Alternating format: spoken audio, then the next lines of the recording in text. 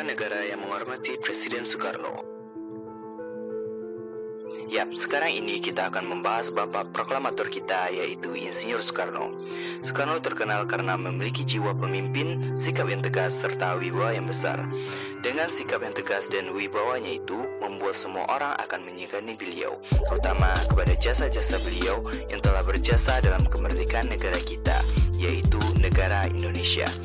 Nama besar Soekarno tidak hanya disegani di negara kita, namun juga disegani di negara lain di dunia, karena kebijakan dan sikap beliau yang membuat semua orang terkagum-kagum dengan sosok beliau. Sehingga banyak negara yang sangat menghormati beliau dengan memberikan apresiasi kepada beliau, bahkan kepada negara kita. Berikut beberapa negara yang sangat menghormati Presiden Soekarno. Uzbekistan. Bagi masyarakat yang tinggal di sekitar makam Imam Bukhari di Uzbekistan, Presiden Soekarno sangat dikenang jasanya karena turut membantu menemukan makam Imam Bukhari. Saat itu, Presiden Soekarno meminta petinggi Partai Komunis Uni Soviet untuk mencari makam Imam Bukhari yang hilang. Dalam waktu 3 hari, makam ini berhasil ditemukan dan Presiden Soekarno langsung bertolak ke lokasi. Saat ditemukan, kondisi makam sudah tidak terurus sampai beliau meminta pemerintah Uni Soviet agar segera memperbaikinya. Ia bahkan menawarkan supaya makam itu dipindahkan ke Indonesia bila Uni Soviet tidak mampu merawat makam tersebut. Makam ini ada di Uzbekistan yang merupakan negara pecahan Uni Soviet. Orang Indonesia yang berkunjung ke makam ini akan mendapatkan perlakuan istimewa dari masyarakat setempat sebagai ucapan terima kasih kepada jasa Bung Karno. Kuba. Tahun 2008 lalu, Presiden Soekarno menerima penghargaan tinggi dari pemerintah negara Kuba.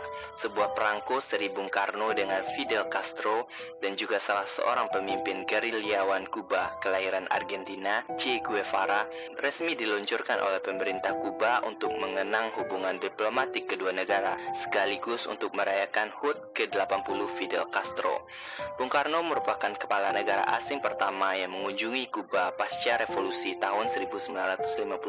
Presiden Soekarno yang dianggap ikut menginspirasi revolusi di Kuba disambut oleh tokoh-tokoh penting negara tersebut langsung di lokasi bandara.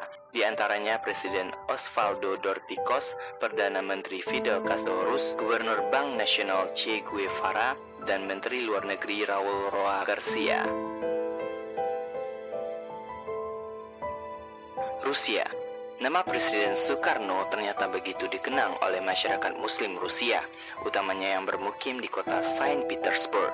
Hal tersebut dikarenakan Presiden Soekarno dianggap berjasa besar dalam peristiwa dibukanya kembali satu-satunya masjid yang ada di Saint Petersburg, yang dulunya dijadikan gudang senjata oleh pemerintah Rusia. Presiden Soekarno yang mengetahui hal itu menyampaikan kekecewaannya kepada Nikita Khrushchev, penguasa Soviet kala itu, karena seharusnya bangunan itu menjadi tempat ibadah kaum muslimin, bukannya tempat gudang senjata. Seminggu setelah itu, ternyata pemerintah Rusia yang dikenal komunis mau membuka kembali bangunan itu sebagai sebuah masjid. Atas jasanya tersebut, umat muslim Saint Petersburg menjuluki masjid ini sebagai Masjid Biru Soekarno.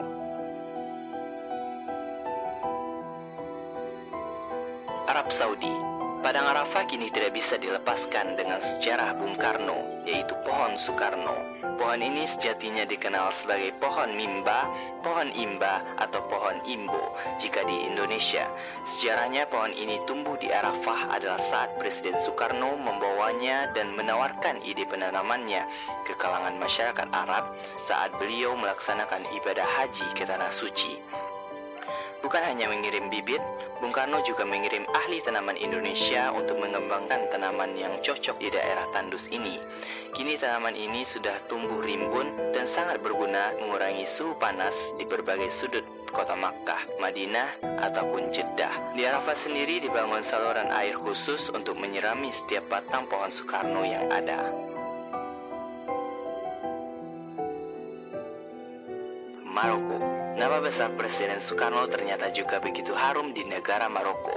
Nama presiden pertama Indonesia tersebut sangat dikenang oleh masyarakat di sana karena bermula dari dukungan Indonesia untuk kemerdekaan bangsa-bangsa terjajah dalam Konferensi Asia Afrika di tahun 1955. Tepat setahun setelah konferensi digelar, yakni 2 Maret 1956, Maroko meraih kemerdekaannya. Di hari itu, Indonesia menjadi negara pertama yang mengakui kemerdekaan Maroko dengan membuka kantor kedutaan besar di Rabat, ibu kota Maroko. Untuk mengenang jasa Presiden Soekarno, pemerintah Maroko mengabdikan nama beliau menjadi nama salah satu jalan di kota Rabat yang dikenal dengan Rue Soekarno. Jalan ini kini menjadi destinasi tersendiri bagi wisatawan asal Indonesia di Maroko.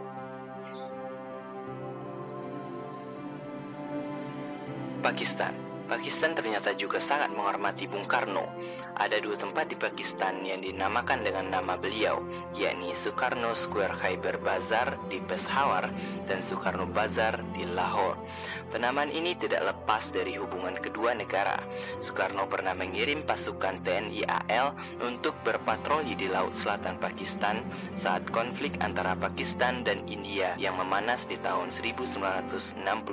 Sebaliknya, Pakistan juga turut membantu Indonesia dengan menahan seluruh pesawat Belanda yang singgah di Pakistan tahun 1947 ketika mereka akan menyerang Indonesia.